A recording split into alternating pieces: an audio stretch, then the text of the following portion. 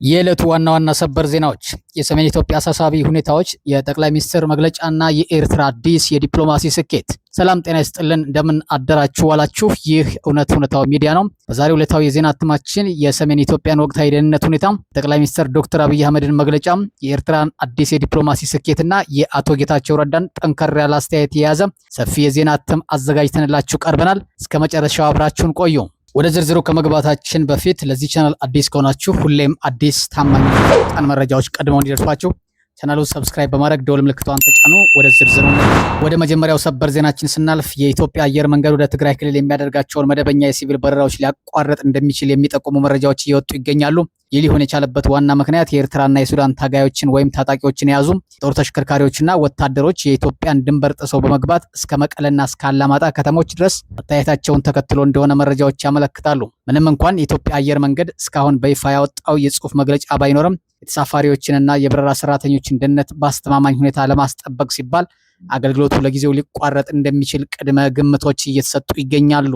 በሁለተኛው ዜናችን ጠቅላይ ሚኒስትር ዶክተር አብይ አህመድ በሀገሪቱ ወቅታዊ የደህንነት ሁኔታና በታጠቁ ቡድኖች እንቅስቃሴ ላይ ጠንከር ያለ መግለጫ ሰጥተዋል። ጠቅላይ ሚኒስትሩ ከአፍሪካ ኤስኤፍ ሚዲያ ጋር በነበራቸው ቆይታ እንደገለጹት በአማራ በኦሮሚያና በትግራይ ክልሎች የሚንቀሳቀሱ የታጠቁ ኃይሎች መንግስትን በኃይል ማሸነፍ እንደማይችሉ ሲረዱ ያልተቀደሰ ጋብቻ መፍጠራቸውን ተናግረዋል። እነዚህ ቡድኖች ቀደም ሲል እርስ በርሳቸው ሲወጋጉና ሲጋጩ የነበሩ ቢሆንም አሁን ላይ ተስፋ በመቁረጣቸውና በመዳከማቸው ምክንያት በአንድ ላይ በመሰለፍ መገደዳቸውን አብራርተዋል። በተጨማሪም የታጠቁ ቡድኖች እንደ ኤርትራና ሱዳን ካሉ የውጭ አካላት እርዳታና ድጋፍ ለመጠየቅ ጥረት በማድረግ ላይ እንደሚገኙም ጠቁመዋል። በተለይም በጫካ የሚገኘው የሸኔ ቡድን ግልጽ ዓላማና ግብ የሌለው ለውጭ አካላት የሚሰራ ተቀጣሪ ኃይል መሆኑን ህዝብ ተገንዝቦ ሊጠነቀቅ እንደሚገባ አሳስበዋል። በሶስተኛው ዜናችን ኤርትራ በተባበሩት መንግስታት ድርጅት አዲስ የዲፕሎማሲ ስኬት ማስመዝገቧ ተገለጸ። በወጡት ይፋዊ መረጃዎች መሰረት የኤርትራ ጊዜያዊ ጉዳይ ፈጻሚ የሆኑት አቶ ሀብታም ዘራይ ግርማይ በተባበሩት መንግስታት ድርጅት የሰብአዊ መብቶች ምክር ቤት የ2026 የማህበራዊ መድረክ ሰብሳቢና ሪፖርተር ሆነው ተሹመዋል። ይህ ሹመት የተሰጠው በምክር ቤቱ ፕሬዝዳንት ይፋዊ ደብዳቤ ሲሆን እጩነቱም በአፍሪካ ሀገራት ቡድን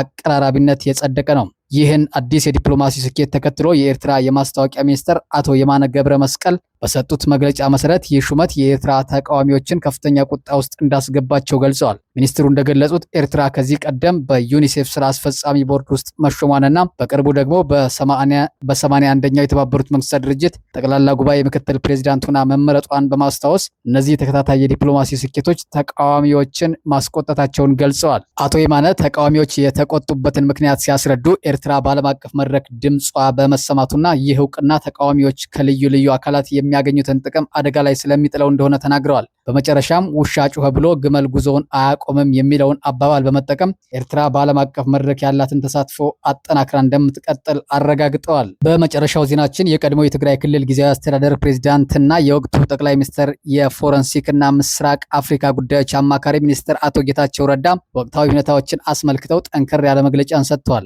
አቶ ጌታቸው ረዳ በሰጡት መግለጫ የህወሓት አመራሮች ከኤርትራ መንግስትና ከሌሎች ኃይሎች ጋር የፈጠሩትን ጥምረት የጥፋት ቀመር ሲሉ ኮንነውታል። እንደ አቶ ጌታቸው ገለጻ የዚህ ጥምረት ዋና ዓላማ የፕሪቶሪያን የሰላም ስምምነት ማስፈጸም ሳይሆን የፌዴራል መንግስቱን በኃይል ለመገልበጥ ያለመ እንደሆነ ተናግረዋል። አቶ ጌታቸው አክለውም የኤርትራው ፕሬዝዳንት ኢሳያስ አፈወርቂ ጠቃሚ ሞኞች የሚሏቸውን አካላት በመመልመል በትግራይና በአማራ ህዝብ ላይ ቁማር እየተጫወቱ ይገኛሉ ብለዋል። በመሆኑም ለትግራይ ወጣቶች ጥሪ በማቅረብ ለጥቂት ግለሰቦች የጦርነት ፍላጎት ሲባል መስዋዕት ከመሆን ይልቅ ለህዝብ ህልውና በማሰብ ለጦርነት በቃ ማለት እንደሚገባቸው አሳስበዋል። እንዲሁም የፌዴራል መንግስት ለፕሪቶሪያዊ ሰላም ስምምነት ታማኝ በመሆን የሰላም አማራጮችን አጠናክሮ እንዲቀጥልና በድንበር አካባቢዎች ጥብቅ ክትትል እንዲደረግ ጠይቀዋል። ልዩ ጂኦፖለቲካዊ ትንታኔ፣ የቀይ ባህርና የመካከለኛው ምስራቅ የኃይል ሚዛን ፍጭት፣ የሳውዲ አረቢያ የየመን ሁቲዎችና የአዲሱ ወታደራዊ ጥምረት ስትራቴጂካዊ ውጥረት። በዛሬው ልዩ የጂኦፖለቲካዊ ትንታኔ ፕሮግራማችን በቀይ ባህር አካባቢ በመካከለኛው ምስራቅ እያገረሽ የመጣውን አዲስ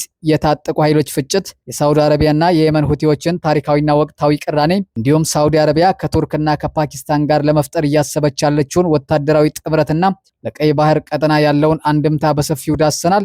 በቅርብ ሰዓታት በወጡ መረጃዎች መሰረት የየመን ሁቲ አማጽያን በሳውዲ አረቢያ የጂዛን ግዛት በሚገኘው ግዙፉ የሳውዲ አራምኮ የዘይት ማጣሪያ ላይ በድሮን ጥቃት መፈጸማቸውን አስታውቋል። ሁቲዎች ጥቃቱን የፈጸሙት የሳውዲ አረቢያ ድሮኖች በየመን ሳዕዳ እና ሀጃህ ግዛቶች የአየር ክልል ውስጥ አድርገውታል ላሉት ጥሰት በምላሽነት እንደሆነ ገልጸዋል። ይህ ክስተት በቀጠናው ላለፉት ጥቂት ጊዜያት ሰፍኖ የነበረውን አንጻራዊ የሰላም ጥረትና የተኩስ ማቆም ተስፋ አደጋ ውስጥ እየጣለ ሲሆን የቀይ ባህር አካባቢን እንደገና ወደ አዲስ ግጭት የሚያመራ ምልክት ሆኗል። የሳውዲ አረቢያና የየመን ሁቲዎች ቅራኔ እንዴት ተጀመረ? የሳውዲ አረቢያና የየመን ቅራኔ ረጅም ታሪክና ስትራቴጂያዊ መነሻ አለው። የድንበርና የጂኦግራፊያዊ አቀማመጥ ውጥረት። ሳውዲ አረቢያና የመን ረጅም የየብስ ድንበር ይጋራሉ። የመን በአረብ ባህረ ሰላጤ ድሃ ነገር ግን ከፍተኛ የህዝብ ቁጥር ያላት ሀገር ስትሆን የፖለቲካ አለመረጋጋቷ ሁልጊዜም ለሳውዲ አረቢያ የደህንነት ስጋት ሆኖ ቆይቷል። የሁቲዎች አመጣጥ። የሁቲ ንቅናቄ በ1990ዎቹ በሁሴን ባድር አልዲን አልሁቲ መሪነት በሰሜን የመን ሳዕዳ ግዛት ተመሰረተ። ንቅናቄው የዛይድ ሺያ እስልምና ተከታይ ሲሆን ሳውዲ አረቢያ የሚስፋፋውን የውሃቢ ሰለፊ አስተምሮ በመቃወምና በየመን ማዕከላዊ መንግስት መገለሎችን ለማስቆም የተነሳ ነው። የ2014 የየመን መፈንቅለ መንግስት። በ2014 ሁቲዎች የየመንን ዋና ከተማ ሰንዓን የተቆጣጠሩ ሲሆን ሳውዲ አረቢያ የሚደገፈውን የፕሬዝዳንት አብድራቡ መንሱር ሃዲን መንግስት ስልጣን አወረዱ።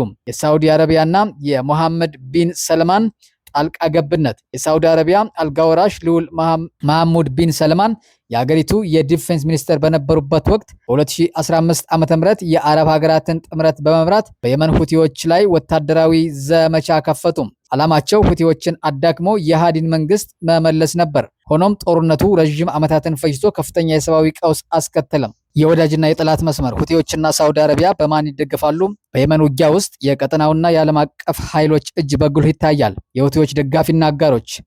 ኢራን ለሁቲዎች የቴክኖሎጂ፣ የድሮን፣ የባሊስቲክ ሚሳይልና የስልጠና ድጋፍ በመስጠት ቀዳሚው ሀገር ናት። ሁቲዎች የኢራን የቀጠናው ስትራቴጂካዊ አጋር ናቸው። የሁቲዎች ታጣቂ መሳሪያዎች። ሁቲዎች በኢራን ቴክኖሎጂ የታገዙ ረጅም ርቀት ተኳሽ ድሮኖች፣ የባሊስቲክና የክሩዝ ሚሳይሎች እንዲሁም ጸረ መርከብ ሚሳይሎች አሏቸው።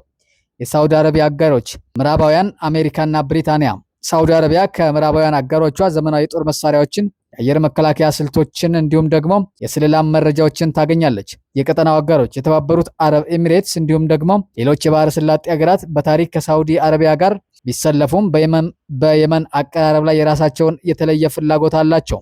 አዲስ ወታደራዊ ጥምረት። ሳውዲ አረቢያ ከፓኪስታንና ቱርክ ጋር። ሳውዲ አረቢያ ከአሜሪካ ጋር ያላት ግንኙነት አንዳንዴ መዝቀጥ የሚታይበት በመሆኑና የኢራን ድጋፍ ያላቸው ሁቲዎች ስጋት በመጨመሩ አዲስ ወታደራዊና ስትራቴጂካዊ ሚዛን ለመፍጠር እየሰራች ይገኛል። ከፓኪስታን ጋር። ፓኪስታን የኒውክሌር ኃይል ያላትና ግዙፍ የየብስ ጦር ያላት የእስልምናው ዓለም ሀገር ናት። ሳውዲ አረቢያ ከፓኪስታን ጋር የቆየ የደህንነትና የጦር ስልጠና ስምምነት ያላት ሲሆን የፓኪስታን ወታደራዊ ጥበቃና የኒውክሌር ከለላ ለሳውዲ የጀርባ አጥንት ሆኖ ያገለግላል። ከቱርክ ጋር። ቱርክ በድሮን ቴክኖሎጂ፣ በባህር ኃይልና በወታደራዊ ኢንዱስትሪ ከፍተኛ ደረጃ ላይ የደረሰች ሀገር ናት። ከቅርብ ጊዜ ወዲህ በሳውዲና በቱርክ መካከል ያለው ግንኙነት መሻሻሉን ተከትሎ ሳውዲ አረቢያ የቱርክን ወታደራዊ ቴክኖሎጂና የድሮን አቅም በመጠቀም የየመንን የድንበር ስጋት ለመቀነስ እየሰራች ነው። የጥምረቱ ዓላማ። ይህ አዲስ ሶስትዮሽ ጥምረት ሳውዲ፣ ፓኪስታን፣ ቱርክ የባህረ ሰላጤውን ቀጠና ከኢራንና ከሁቲዎች ጥቃት ለመጠበቅ እንዲሁም በባብ ኤል መንደብና በቀይ ባህር የመርከብ መስመር ላይ የኃይል ሚዛን ለመፍጠር ያለመ ነው። ለኢትዮጵያና ለቀይ ባህር ቀጠና ያለው አንድምታ። ይህ በመካከለኛው ምስራቅና በቀይ ባህር ማዶ የሚካሄደው ውጥረት ለኢትዮጵያና ለቀጠናው በርካታ አንድምታዎች አሉት። አንደኛ፣ የቀይ ባህር ደህንነትና ንግድ። የቀይ ባህርና የባብ ኤል መንደብ መታወክ በኢትዮጵያ የወጭና ገቢ ንግድ፣ በወደብ ወጪዎችና በነዳጅ ዋጋ ላይ ቀጥተኛ ተጽዕኖ ያሳድራል። ሁለተኛ፣ የጂኦፖለቲካዊ ፍልሚያ ሜዳ። የቀይ ባህር ዳርቻ የዓለም አቀፍና የቀጠናው ኃይሎች ሳውዲ፣ ኢራን፣ ቱርክ፣ አሜሪካም የኃይል ማሳያ የሆነ መምጣት ለቀንዱ ሀገራት ጥንቃቄ የተሞላበት የዲፕሎማሲ አካሄድን ይጠይቃል። ሶስተኛ፣ የስደትና የደህንነት ስጋት። በየመን የሚንቀሳቀስ አዲስ ጦርነት ከየመን ወደ ምስራቅ አፍሪካ ወይም ከኢትዮጵያ በየመን አድርገው ወደ ባህረ ሰላጤው የሚሰደዱ ዜጎችን ደህንነት አደጋ ላይ ይጥላል። ለዛሬ ያዘጋጀንላችሁ ልዩ የጂኦፖለቲካዊ ትንታኔ ፕሮግራማችን እነዚህን ይመስሉ ነበር። የተከበራችሁ የእውነት እውነታውን ሚዲያ ተከታታዮቻችን በሳውዲ አረቢያ በየመንና በቀይ ባህር አካባቢ ባለው የኃይል ሚዛን ፍጭት ላይ ያላችሁን አስተያየት በኮሜንት መስጫ ሳጥኑ ላይ አስፍሩልን። በጠቅላላ በዛሬው መረጃችን ያላችሁን ሀሳብ ኮሜንት ላይ አስቀምጡልን። ሌላ ጊዜ በሌላ መረጃ እስከምንገናኝ ድረስ በሰላም ቆዩ። ለዚህ ቻናል ግን አዲስ ከሆናችሁ ሁሌም እውነተኛና ታማኝ ፈጣን መረጃዎች ቀድመው ለእናንተ እንዲደርሷችሁ ቻናሉን ሰብስክራይብ በማድረግ ደወል ምልክቷን ተጫኑ። መልካም ጊዜ ይሁንላችሁ።